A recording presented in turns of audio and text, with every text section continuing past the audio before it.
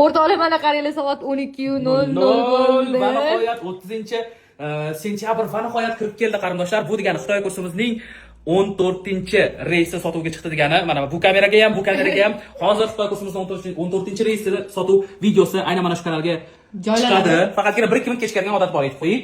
Va mana bu yerda ketma-ketlikda, mana bu yerda hozir SMSlar naqadar ko'p kelishini chiqmadi-yu hali. To'xtanglar.